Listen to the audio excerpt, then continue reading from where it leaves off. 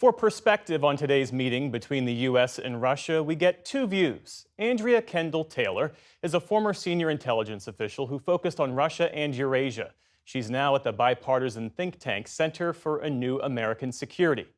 And Paul Saunders is executive director of the bipartisan Center for the National Interest. He served in the State Department during the George W. Bush administration. Thank you both for being here. Thank you. And we should say that late today, President Trump, while speaking to reporters at Mar-a-Lago, he was asked for his message to Ukrainians who might feel betrayed or disappointed by not having a seat at the table. And here's what he said. They're upset about not having a seat. Well, they've had a seat for 3 years and a long time before that. This could have been settled very easily. He also falsely suggested that Ukraine started this war. But Paul, the U.S. approach has provoked deep alarm among European allies. Is that alarm warranted? Should Kyiv have had a seat at today's meeting? Look, I don't think that the Ukrainian government needs to be present in every single meeting that occurs. I think that's not realistic, actually. As a practical matter, as the National Security Advisor suggested, I think implied, it's going to be a very complicated negotiation. There are pieces that need to be addressed with the Ukrainians. There are pieces that need to be addressed with the Europeans. There are pieces that need to be addressed with the Russians. And if we try to have 30 European governments and the Ukrainian government and the Russian government all in a room together with American negotiators, I don't think it would be very productive. So I think it's very appropriate to meet individually with other parties. In totality, we have to meet with the Ukrainians, and certainly the Ukrainians have to be part of any agreement. I mean, the war is on their territory, and they have to stop fighting for the war to end. So they need to be part of the deal. They don't need to be in every meeting. Andrea, how do you see it? Well, I think the problem is that through this bilateral channel between the United States and Russia, the United States seems to be giving away major concessions before Ukraine is really made a part of the negotiation. So we've heard from senior Trump administration officials that Ukraine will have to concede significant parts of its territory, that Ukraine will not have a place in NATO. The United States has already indicated that it won't play a role with boots on the ground in sustaining any peace in Ukraine, or that any peacekeeping force would fall under a NATO umbrella. So these are really major concessions that the United States is giving away in this bilateral format. And that has real implications for Ukraine. So once Ukraine gets to the negotiating table, we've basically taken their knees out from under them and put them in a far weaker position. So if we were going into these discussions with Russia, it should have been the case that the United States had had some coordinated position with Kyiv and with its European allies before going into that meeting.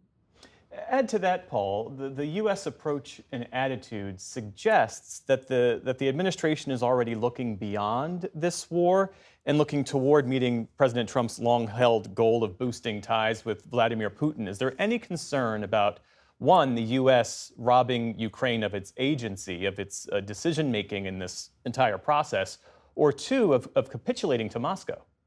Well, look, I think, first of all, to the extent that Ukraine has agency, it has it in no small part because of the American assistance that's already occurred over the last 3 years.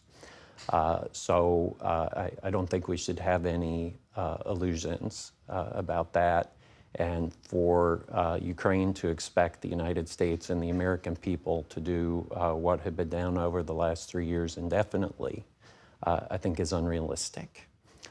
So first of all, I think we should be quite clear about that. Now, I certainly agree that I think it's a mistake to look like you're making concessions before a negotiation starts. And I think some of the things that some administration officials said may have been ill-advised and could have waited.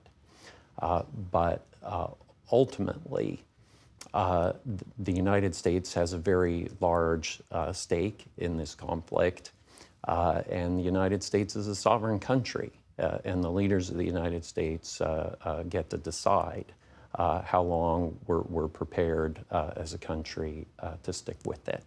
And certainly there are good reasons when one thinks about all of the other challenges that the United States faces in the world, not to mention our rapidly diminishing stocks of the weapons that we've been providing to Ukraine. There are good reasons for the United States to think long and hard about how long we want to continue what we've been doing. What about that, Andrea? I think President Trump's view could be summed up as, why not try another way? That the strategy during the Biden administration was aimed at assisting Ukraine while preventing escalation. And that led to what you could argue was a cautious and in many ways delayed military response. Despite the U.S. spending more than $65 billion, the war is now stalemated. Why not try another way? Well, I think the other way really should be from a position of strength. And to do that, the United States does have a lot of agency and a lot of opportunity to help Ukraine achieve a just peace. I think that's something that President Trump has said that he wants to accomplish. And the best path to getting to a just and durable peace is to negotiate from a position of strength. And so really, if President Trump could come in and renew military aid and assistance to Ukraine, it would go an exceptionally long way in demonstrating to President Putin that he cannot achieve his aims on the battlefield. And that would get him into a position where he would have to enter into negotiations from a more genuine position than he currently is.